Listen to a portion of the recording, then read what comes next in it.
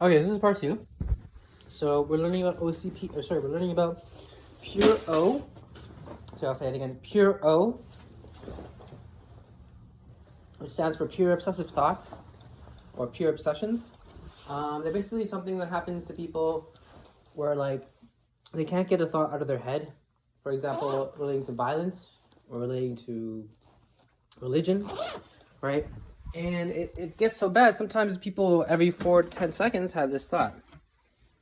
So I can understand a little bit of the religious type of pure O because I know like with OCPD, you can have pure O where it's just instead of actually doing stuff, it's all in your head. You create a mental construct that has to be perfect. Of like, for example, let's say your spiritual development. So you need to, right, do certain things that it will make you consistent with your self-image. And the only problem is, culturally though, that's the basis of what scientists say is considered obsessions versus not obsessions. If your culture is okay with certain things, then there should be no real problem with obsessing over it. It's when it gets beyond that and you start making. Hold on, just 1 second. Let's go in the car. I just want to talk a little more privately.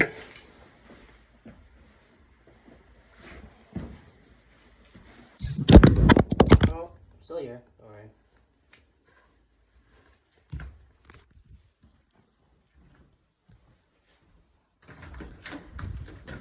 So again, it's like you have religious or violent thoughts. I'll give you an example of in the video. There was a person who was cutting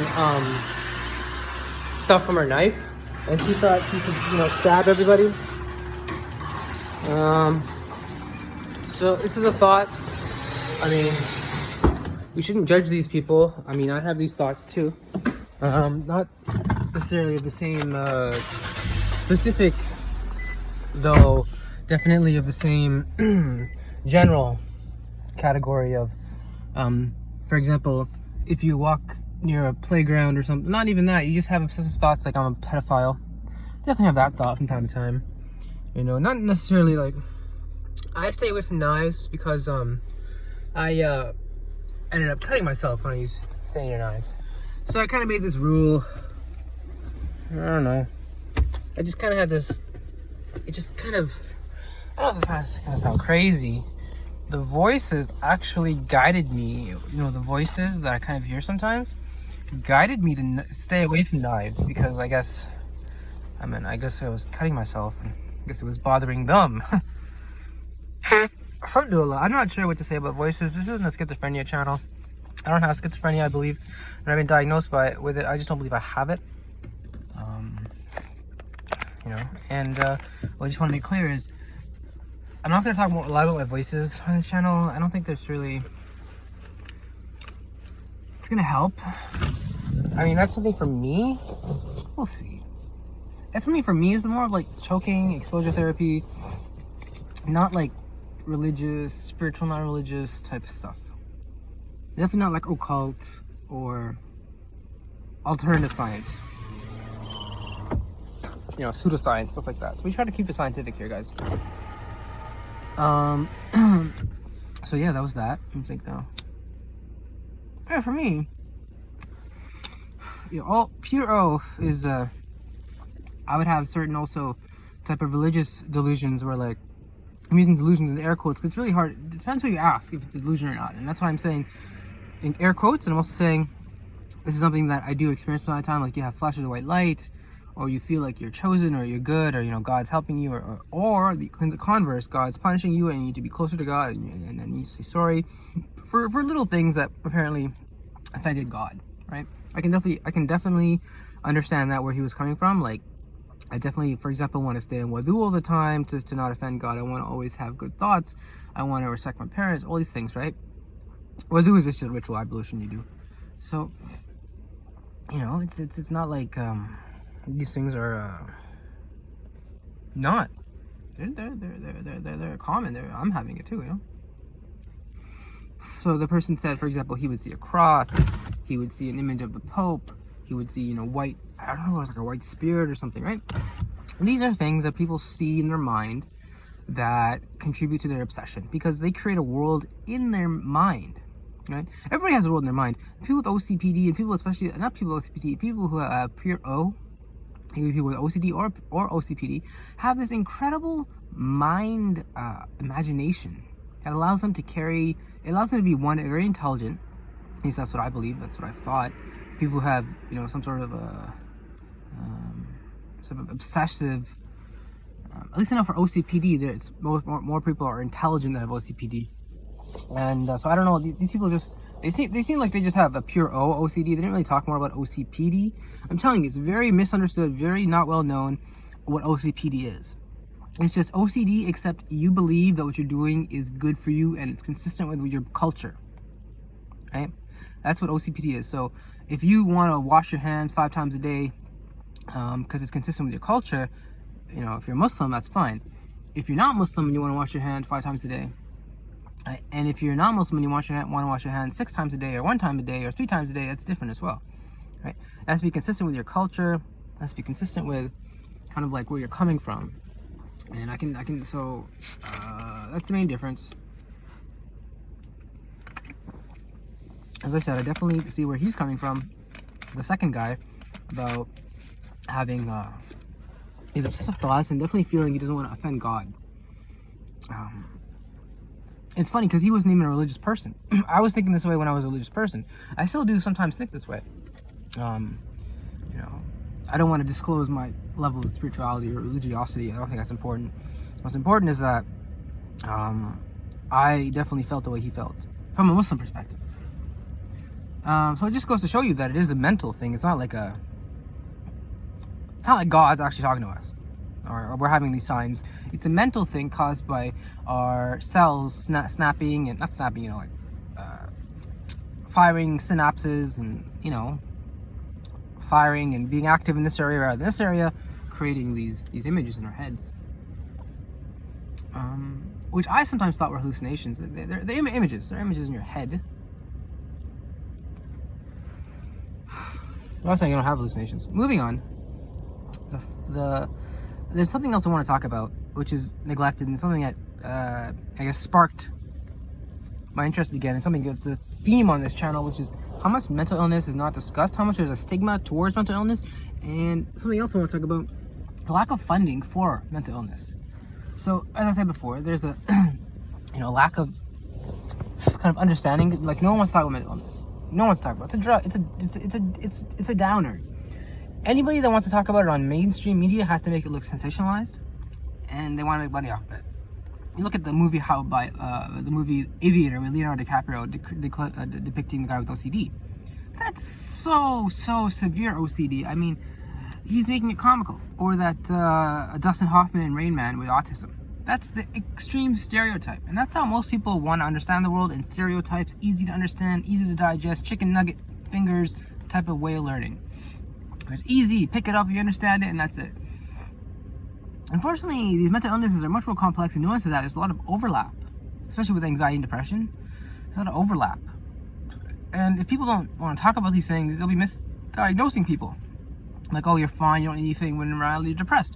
Or, oh, you just need to go to more parties, when in reality you have social anxiety. Or, don't worry about being gay, it's a test from God, when in reality you are gay, and, there's nothing you can do about it.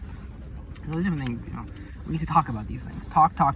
Really. Sit down, have some chai, as the Pakistanis say, or tea, go to Timmy's, and just talk about it. If you don't want to go to Timmy's, just sit somewhere and talk about it. Really. Because at the end of the day, if you don't end up talking about it, you end up in the emergency room. It's never fun. Number 2, there's a stigma around it. Somehow, if you have a mental illness, you're like weak, different. What will people think, right? At a certain age, you need to be doing certain things, right?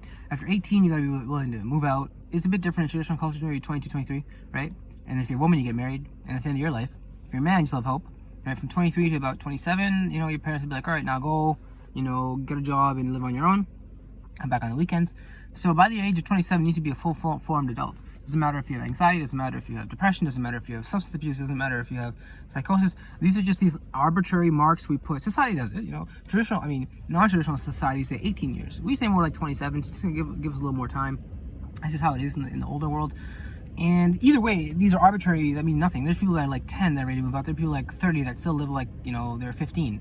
So they're arbitrary. I don't know where they come from. They definitely don't come from, I think, any sort of medical. They come more from, like, I believe, corporate type of ideas of like summer and then this fall harvest, and then you have to go to school. So at a certain point, like, I'm not sure where it actually came from. I'm just talking about my ASS. I just don't know where these arbitrary rules, like 18, you got to move out. It's just a cultural thing, right? It's not like a religious thing or anything, or we learned it from a commercial or a corporation or through ads. It's more of just like, we just believe the age of 18 should be mature enough to leave. And it's arbitrary. If you have mental illness, it's going to be hard to live on your own. It will be. And as much as people love and say, oh, I want to live on my own, people with mental illness want to live on their own. It's just harder for them. So, yeah, like, I could live on my own. I would need help, though. I like someone to talk to, at least on a daily basis, so I can at least keep in touch with people. So that was that with the video. And the third thing I want to say is, so we don't want to talk about it. There's a stigma. And what was the last thing I said? We don't want to talk about it. There's a stigma. And more funding needs to be done towards mental health. We need to have more charity drives, more fun runs, more drives, more food drives, because the especially in America, I'm not in America, though in America it's a huge problem because it's not publicly funded, it's privately funded, so it's very hard to get unless you have money. And it is even here in Canada. We have free healthcare, even though mental health to a certain extent is covered in terms of like you can go there and you can talk to someone for a little bit. At the end of the day, though, they can't do as much as, for example, someone who is more qualified who would ask for a fee. So these are things we need to take, we need to fund these people. We really do. We need to give back, donate to your local mental health hospital or society, because more research needs to be done. We need to talk about it more. We need to erase this stigma. Believe in demons and devils if you want. I'm not saying that. Erase the stigma. Don't give the devil so much credit that he's responsible for your anxiety. I mean, I'll be honest. Look at your life choices. Whether they're the right or correct life choices. And if you don't want to do that, or if that makes you feel powerless, try and relax. Do some deep breathing. Look back at your life, and then learn more about anxiety as to how you can deal with it. And then what will happen is you'll be able to kind of slow down time and stop time. You'll be like, all right, I made these mistakes. Now, do I have the tools? If I make these choices, I won't make the mistakes again. So it's like you have another chance, a second chance living your life. So I hope that's very inspirational, and more importantly, it actually resonates with people and they understand what I'm saying. So yeah, I didn't want to eat a lot today. And again, I spit out some too. I wasn't even gonna spit out. I was eating a donut as well. I was gonna spit out a little bit of it. I don't know. I didn't want to eat it. I think I was eating too fast. And I'll be honest, I'll tell you why I was eating too fast. Because I wanted to do this. This is the most important part of my life. Talking to you guys right here, right now, and having a joint. This is how I kind of begin my day after my anxiety. It's a way of kind of containing the good and bad within me. The good within me is like, focus on your anxiety, focus on all that. The bad in me is like, no, just focus on the weed. 1 second, guys. I'm going to pause this video because I just need to really quickly get something from someone close to me. Just give me a second. No, this will take no more than 2 seconds.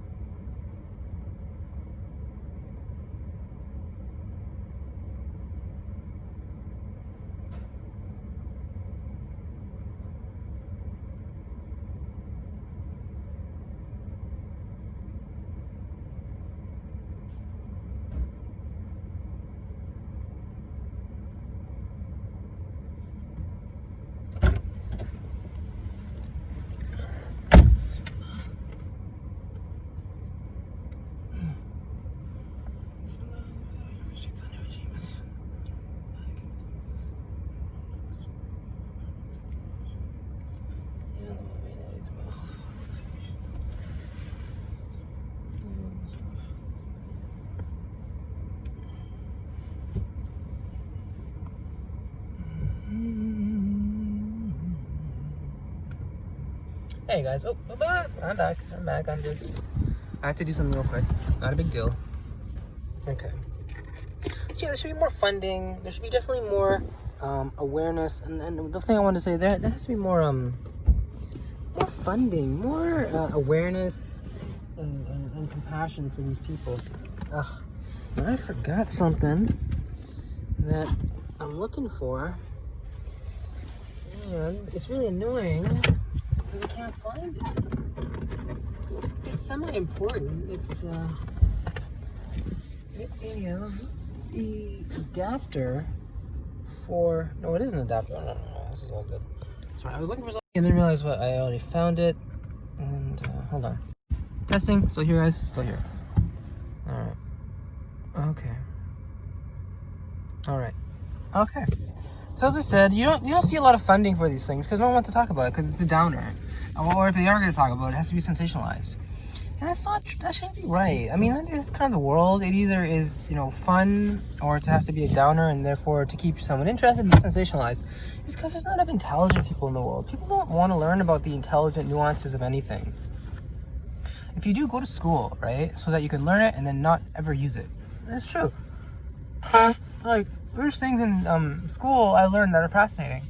Like nuances about, for example, certain historical events. Right? Nuances like was it a mutiny? Was it a war of independence? For example, what happened in 1857 in India? And no one wants to talk about the nuances. They just believe one side or the other. Either anxiety is, fake and false, or, everything gives me anxiety. You can't just be a nuance of like, well, you got to look at it like this way and then this way. And like, for example, I'll give you an example of the 1857 war mutiny. Some people said it was a mutiny against just a mutiny of an army. Some people said no, it was a war of independence. And you got to look at it different ways, man. Like, I went to RAS yesterday. It's a big Islamic conference. And as much as I enjoy going there, and I want to go there almost every year, it's the biggest gathering of Muslims in North America. It's a yearly thing. They don't have a lot to talk about in terms of mental health, and even like zilch about growing up being a gay Muslim. It's not fair. That's how you lose people.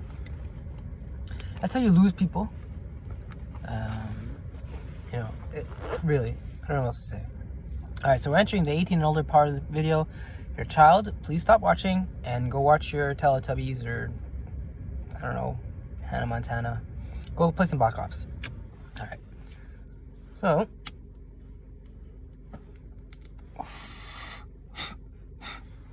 it's funny because I'm probably going to end up playing Black Ops later today. All right.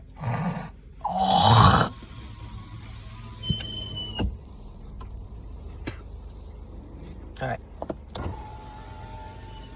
I went to RS and they had nothing about gay people at all. I get it, I understand it. I know gay people are not really welcome in Islam. We need to talk to them though. We need to engage them. We can't, before 1929, right? America was founded in 1776. From 1776 to 1929, women were not allowed to vote. So, how many elections is that? A lot. I'm going to say 20 at least, maybe 30. We're going to go to 20. 25-ish. Point is, you can't ignore half your population and expect to be a successful society.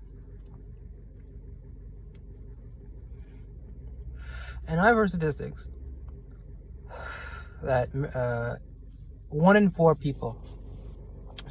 10 people are going to be gay or are gay. If 1 in 10 people are gay and 1 in 4 people are Muslim, I mean, that means at least some degree of overlap is there. What's 1 over 2 divided by 1 over 4? You're still going to have at least 0.5% of people. So at least half a person. So at least 1 person out of 2 is going to be bi.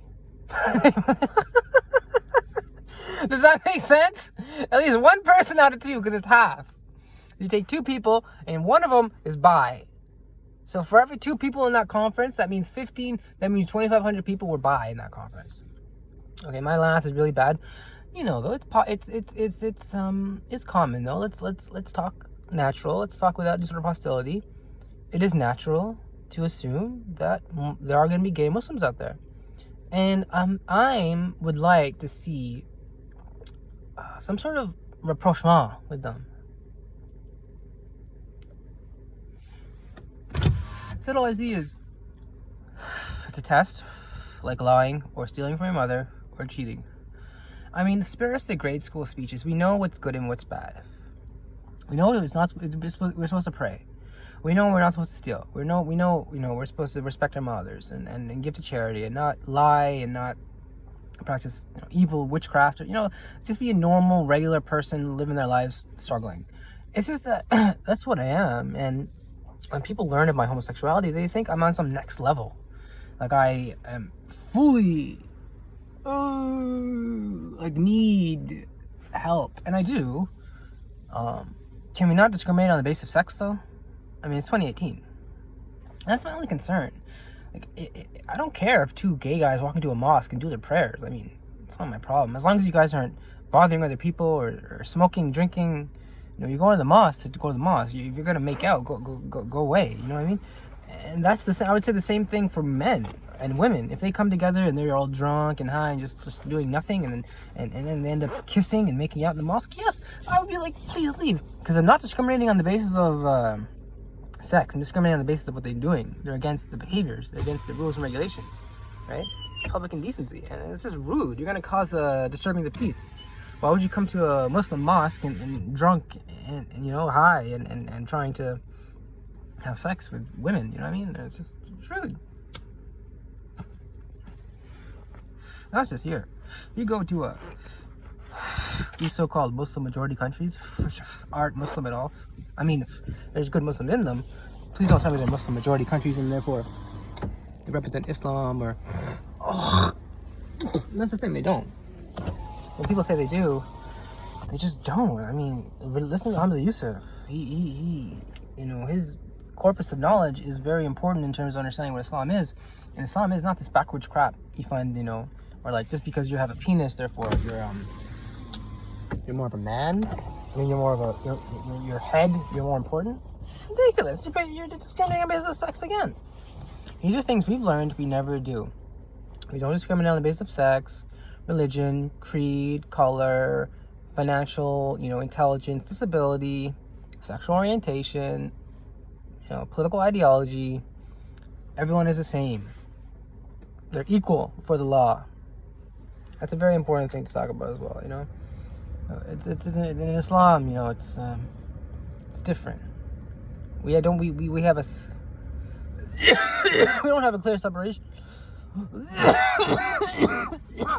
between politics and the religion. And again, it becomes it'll allow people will leave Islam because people aren't addressing mental health and also this issue of homosexuality. People aren't addressing it, and therefore, since they're not addressing it, unfortunately, people will leave. They'll be like, "Oh, screw it." And I know at least two people I know. Actually, only one person I know. The other person I'm gonna not count. I don't mean to make a judgment on this. I'm not gonna count since, like, his mental faculties are, diminished to the point where it's hard for him to kind of understand some things. So that being said, one guy I know at least left Islam. He's not practicing anymore. Like, I don't know if he was ever. He was born to a Muslim family, so it's hard to say if he was always a practitioner and then he left. He never really latched onto it though because of the whole fact that it hates gay people. Not hate gay people. The correct way of saying is, it says gay people, what they're doing is haram. Not the simply being gay, the act, which I find to be odd as well. Like, what do you mean the act? So, if I'm gay and dress gay, have like pride around me and everything, my car is all gay, right? That's fine. That won't make you a non-Muslim. What that will do is actually I talked to a scholar about this. He said that will make you a monophic. Not a monophic, like someone who's like a sinner, a phosic. Someone who's a person of kabira, a person who does a major sin, a sinner, a wicked person. It doesn't make you a non-believer though. And making a non-believer is only when you go that next step and say Islam allows homosexuality. So the act, as I said again, the act is what. So again, let's not talk about Islam. That's not what we're here for. Oh. I can make videos on that till the cows come home. I want to make videos about psychology. So again, just to wrap up the video, it's very important to be relaxed before you do your exposure, or else sometimes we'll get screwed up. As you can see today, this has happened. It's not easy to start. And once you start, though, get into a rhythm, it's good. Again, we need to talk more about mental health, especially in traditional communities. We need to fund more mental health. And we need to understand that just because you have mental health doesn't mean you're possessed by the devil or that you're a weak person. I mean, it's possible that you could be a weak person and possessed by the devil. That doesn't necessarily mean you have anxiety, though. So you gotta differentiate everything. It's not like that. People have different ways for doing different things. It's called It's called idiosyncrasies. Right? People do things different way, the way they want to do it. And just because you're connecting the dots, you're weak because you have anxiety, because you're Muslim, that doesn't necessarily mean that's what they feel, or that's true. And that's really important truth, more than what people feel. So I'll end it there. Alright guys, remember guys, stay with it.